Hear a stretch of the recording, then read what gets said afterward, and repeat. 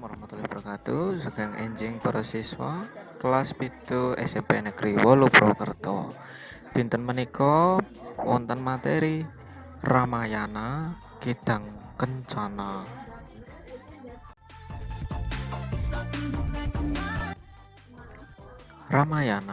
Ramayana asale saka basa Sanskerta Ramayana. Ramayana saka tembung Rama lan Ayana. Dadi Ramayana iku sing diceritakna lelakone Rama wiwit cilik nganti tekan tuane. Ing bab menika kita nyinaoni lakon Kidang Kencana. Kawruh basa utawa unsur intrinsik ingkang sepisanan menika wonten paraga utawane tokoh. Kang angka kalih inggih menika penokohan utawi perwatakan. Ingkang angka telu wonten alur. Menika wonten alur maju, alur mundur, lan alur campuran. Angka sekawan wonten latar utawi setting. Angka gangsal menika wonten tema. Angka 6 wonten amanat. Angka 7 wonten nilai pesan. Nilai pesan menika wonten hedonik, kultural, religius, lan praktis. Pangertosane hedonik niku kangge kasenengane sing maca.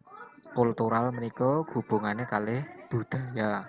Religius hubungane karo agama, etnik, lan moral. Praktis hubungane karo uripe menungsa ing padinenan.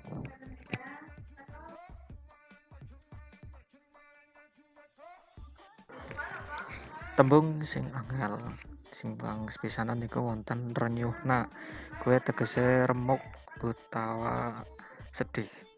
Lajeng angka kalih wonten pasemon niku wujude rai, lelono tegese lestari utawi awet, edipene tegese tambah becik, kawilujengan tegese keselamatan, budal tegese lunga utawi mangkat, garwa tegese bojo, alas gung liwang liwung niku tegese alas gede banget utawi amba banget.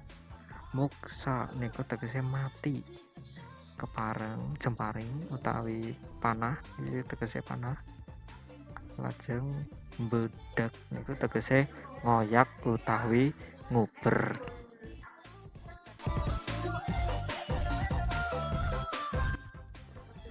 Lajeng tugase gawe rangkuman cerita Kidang Kencana.